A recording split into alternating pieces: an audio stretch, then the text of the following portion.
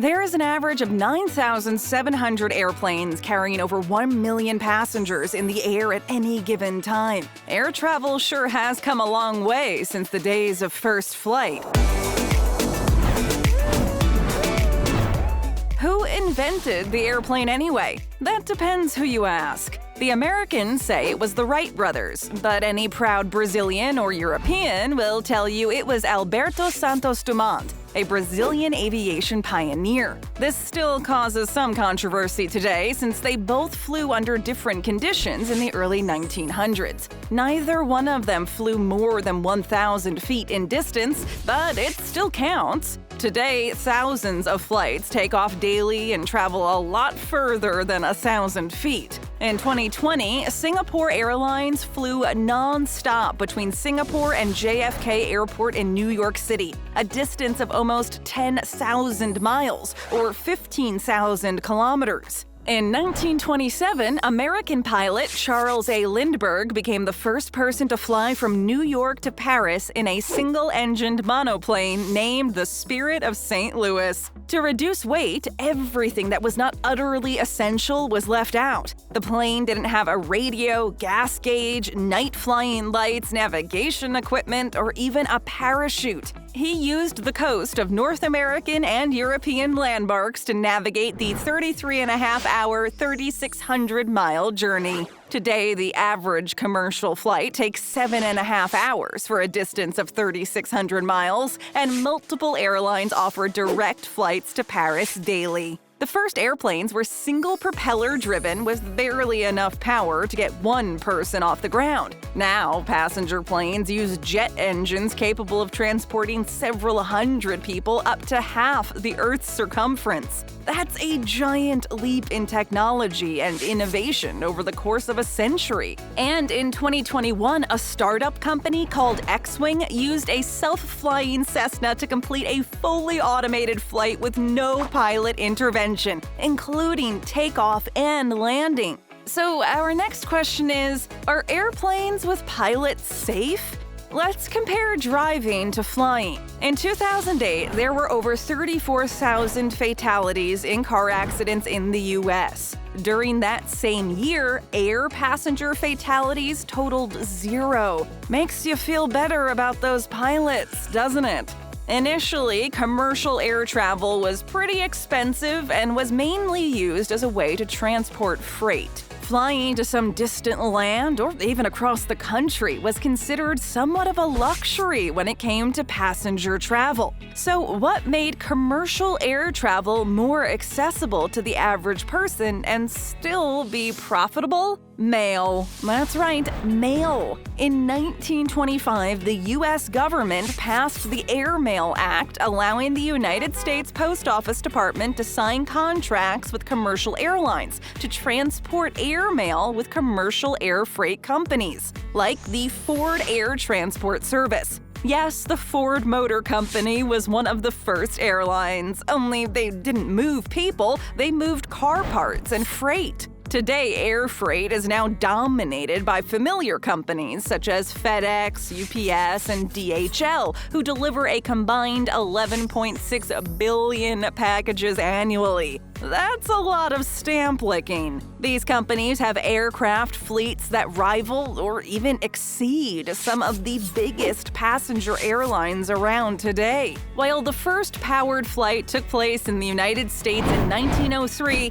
today every country on the planet is accessible by air travel. In the early days of aviation, the first planes were made of wood. During World War I, designers began building metal planes. These were still far from the sleek jets seen in the skies today. Planes were still dangerous to operate at the time because pilots had difficulty identifying where they were. There was no such thing as navigation systems. This was helped with the invention of ground radar in the 1930s, although most planes weren't equipped with radar until World War II. In fact, takeoff, landing, and navigation are all assisted through the use of radar now. Without it, our planes might not reach their destinations. So how did radar come about anyway? Well, British scientists had been working on a device that could give them early warning of approaching enemy aircraft even before World War II began. And by 1940, they succeeded, and Britain had a line of radar transceivers along its east coast that could detect German aircraft the moment they took off from the continent. They also figured out how to reproduce map outlines on a screen to show topography. The Americans installed the first transponders, which sent signals to distinguish their aircraft from the enemy.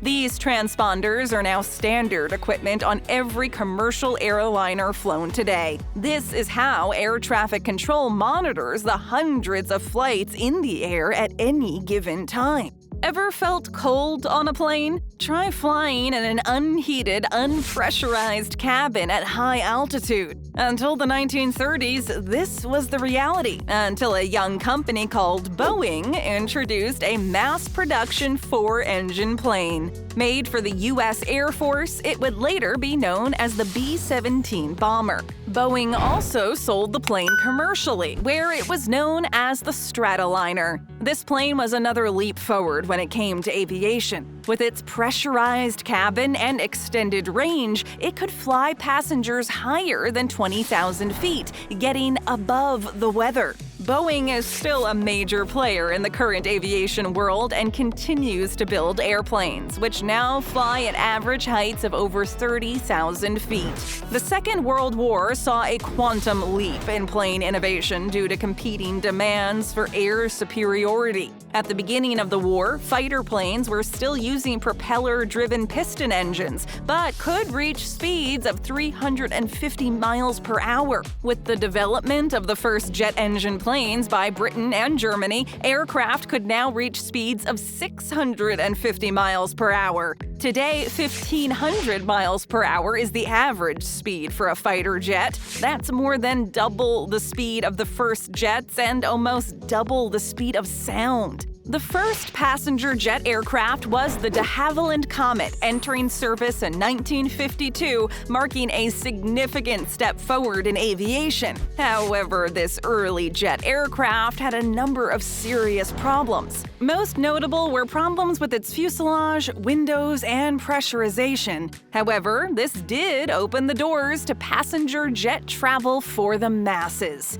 What was the biggest difference between turboprop passenger planes in the 50s versus the jet-propelled planes in the 60s? Time saved. A trip from New York to London that could take up to 15 hours in the early 1950s was reduced to less than 7 hours by the early 1960s. There were several successors and competitors to the Comet, including the DC-8, Vickers VC-10 from Britain, the Tupolev Tu-104 from the Soviet Union, and the Boeing 707 from the US, which dominated the industry for several years. Today, some regional airlines still use planes with turboprop engines, but jets dominate international flights. It was in 1958 that Boeing raised the bar with the 707 model and incorporated many new design elements. A wider fuselage allowing 5 abreast seating, better cargo payload, and the engines are located under the wings, making it safer in the event of a fire. 1969 marked the debut of another revolutionary aircraft, the Boeing 747. Pan Am Airlines was the first to purchase and fly it in a commercial setting. It was the first wide-body jet with 2 aisles, a distinctive upper deck over the front section of the fuselage, and 4 engines. With seating for as many as 450 passengers, it was twice as big as any other Boeing jet, and 80% bigger than the largest competitor's jet up until that time, the DC-8. During this period, the United States and Europe were competing to build a supersonic commercial aircraft that would break the speed of sound. The Soviet Union was the first to succeed, testing the Tupolev 144 in December 1968. A consortium of West European aircraft manufacturers first flew the Concorde 2 months later and eventually produced 20 supersonic commercial planes for both British Airways and Air France. They operated between 1976 and 2003 when they were retired due to high operating costs. These fantastic passenger jets had a cruising speed of 1,354 miles per hour, but few people could afford or justify a ticket. Before its retirement, a round-trip ticket price from New York to London averaged about 10,000 big ones. Like they say, time is money. As an industry started to take shape, airports soon became a necessity. The first airport to operate international commercial aviation services was Hounslow Heath Aerodrome in England in August 1919. The first airport terminals allowed direct access to the ramp or boarding area. Passengers walked or took a small bus up to the aircraft and climbed up a rolling stairway into the plane. As airport passengers increased, so did the need for directing foot traffic, providing flight information, and so on. The following inventions provided solutions. The first was the jetway, or finger. These bridges, or fingers, were designed by Delta Airlines and introduced at Atlanta Airport in July 1959. This allowed passengers to board the plane directly from the terminal, no more walking on the tarmac and climbing upstairs. They're now a standard feature in all major airports and big cities around the world.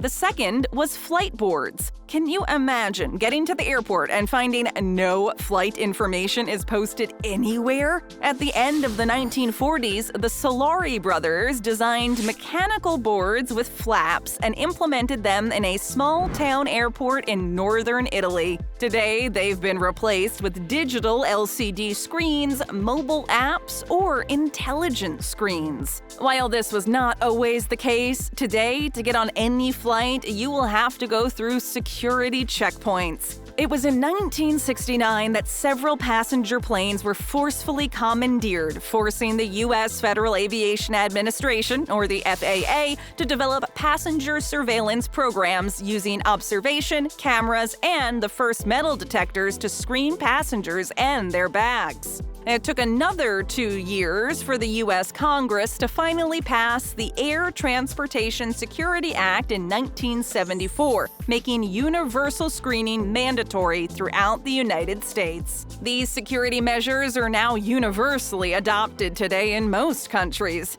Besides security upgrades, flying has changed in other ways as well. Did you know people used to smoke on planes? It's true. Until 1990, there were smoking and non-smoking sections on all U.S. domestic and international flights. But all the passengers breathed the same air, you say? Of course! Secondhand what? What do you expect from the decade that gave us the catchphrase, "Smoke 'em if you've got 'em"? Now for the most important question of all, what is the biggest airline? Well, that depends how you look at it. According to 2020 statistics in terms of revenue, it's Delta Airlines with $4.9 billion annually. If you go by fleet size, it's American Airlines with 892 planes. Passengers carried, it's American Airlines with a whopping 215 million passengers served yearly. Look out, McDonald's, you're not the only one with billions served.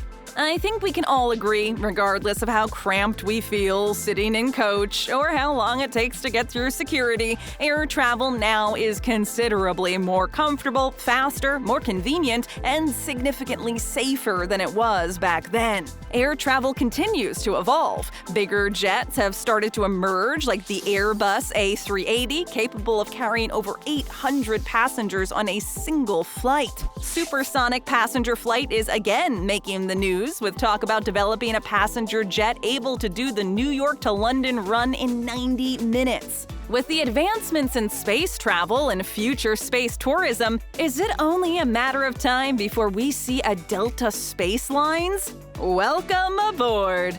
Thanks for watching. Tap or click on another great video, hit that subscribe button, and ring that notification bell.